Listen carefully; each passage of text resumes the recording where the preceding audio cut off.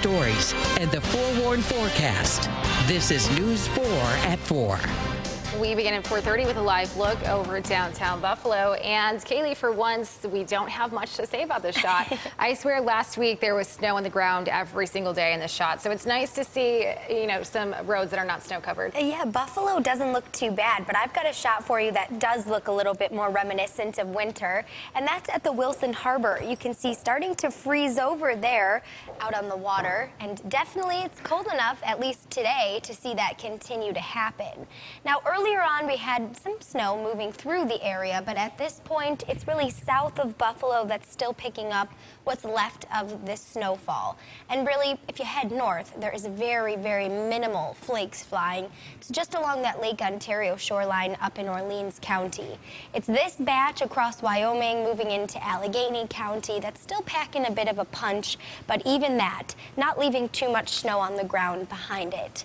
Now, temperatures at this point sit in the low 30s for both the Falls, Albion, Buffalo, and Dunkirk. But that's it. Everywhere else is already down into the 20s. And if you think that's cold, check out what's headed our way as we move into the overnight tonight. Already by about 7 o'clock, places like Jamestown, Olean, Wellsville, McKean and Potter County will be down into the low 20s. Buffalo will be in the upper 20s still at that point. But overnight, things are going to be changing. Low 20s are expected really for everybody in western New York, and teens even for some across those southern tier valleys and in some of the higher hilltops there. So a really chilly night headed our way tonight. We recover a bit as we move into Thursday, but overall, today and tomorrow, definitely feeling like winter. And that's good because tomorrow is the first official day of winter. But the cold weather is not going to last all week long. Coming up in my full forecast, I'll show you when we're expecting to warm up a bit, how long the warmth sticks around before bitter cold. Really, the coldest weather we've seen so far this season will move back into western New York. Kaylee, thank you. In your top 4 at 4:30, a Niagara Falls man is facing charges in connection to 2 homicides in the city. 24-year-old Charles Lee Walker Jr. is charged with murder and criminal possession of a weapon. He's accused of shooting and killing Ladre Walker on Highland Avenue on December 5th. The two were not related. Charles Walker was also charged in a separate incident in connection to the shooting death of Lerone Harris on 19th Street. That happened October 14th. He's accused of driving the shooter to and from the scene.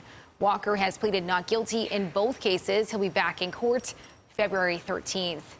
The Erie County Sheriff's Office is warning about a phone scam. They say a man is pretending to be Sergeant John Scott from the Sheriff's Office. A Collins woman told deputies the man wanted to meet with her to talk about a missed court date. She agreed, but then called 911 when she got suspicious. The Sheriff's Office called the number. The imposter left, but says the person hung up. If you have any information, you can call the Sheriff's Office at 716-858-2903. New details on allegations of workplace misconduct against Carolina Panthers owner Jerry Richardson. Several women have come forward saying they received financial settlements from Richardson or from the team. Other allegations say Richardson touched them inappropriately and used racial slurs at work.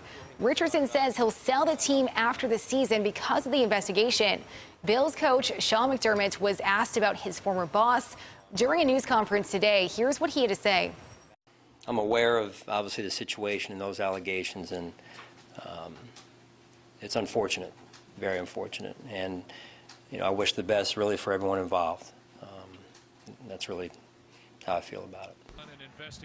The Panthers released a statement saying the entire organization is committed to ensuring a safe, comfortable, and diverse work environment. But we are making America great again. You haven't heard that, have you?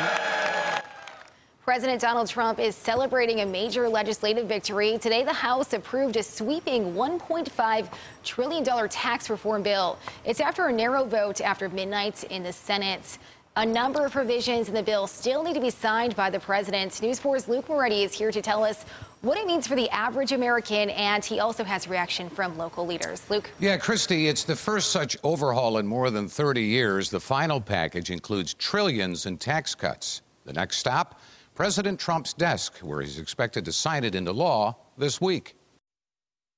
the Tax Cuts and Jobs Act is passed. House and Senate Republicans have delivered on their first major legislative accomplishment under President Donald Trump. What does it mean? All things being equal, economic growth throughout the country, including in New York, will be stronger than it would have been without this. How much stronger? That's where the arguments are. Independent studies find that most taxpayers will save anywhere from $60 to $51,000 next year, depending on their income. But by 2027, 53% of taxpayers will pay more than before. Savings for the very wealthy will continue to rise. What has been sold as a middle-class miracle will instead deliver a hefty windfall to the wealthy. Critics argue the tax package is a giveaway for big corporations and wealthy business people. There's really nothing to support the contention that this benefits in any way, shape, or form the middle class. The only thing that's permanent here is a massive corporate tax cut down to 21%. Congressman Chris Collins says he'll stake his re-election on his constituents paying less and keeping more of their own money. The liberal liars saying that this has been a tax cut for the rich paid for by the middle class will be shown to be liars when people see $100 to $150 more each month in their paycheck. I always trust people being able to make their own decisions and assessments, and once this takes hold, I think their conclusion will be that this has been positive. Now, according to analysis done by the Tax Policy Center, most income groups should find reduced taxes on average, and that next year, 80% of taxpayers should receive a tax cut averaging about $2,100. Luke Moretti, News 4. Oh, Luke, thank you. A new state law will now make it easier for school bus drivers to help your child if they suffer from an allergy attack. Capitol correspondent Morgan McKay has the details.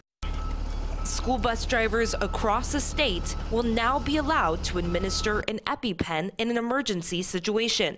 And many drivers, like Don Barnes, already have been trained to use one. It is part of the training to know your students. Some of them do have notes given on allergies. And I can tell you as a pharmacist who dispense them, they are very easy to use. It does require a little bit of an acquaintance with the product, but the reality is they save lives. Since so many kids do have food allergies, many school districts have taken steps to ban snacks being eaten on the bus altogether. Yet an emergency still could happen. Working with the family to identify what the needs are, how we would respond in the event that there is an allergy, what specifically, is that allergy, and then we make sure that we communicate that to transportation. Since EpiPens are so expensive, many school buses might not actually have them on hand, but bus drivers are allowed to administer them to kids who do own one. If we store them on the bus, then they are prone to very, very cold or very, very hot environment, which could definitely impact the effectiveness of it. This might seem like a lot of pressure to place on a bus driver, but Don Barnes says he is not worried. It comes with the program. I'm ready to do it if need be, to do whatever it takes. Reporting from the Capitol, I'm Morgan McKay, News 4. 3, 2, 1, jump! Next in News 4 will show you how a museum in Los Angeles is helping millennials get the perfect selfie.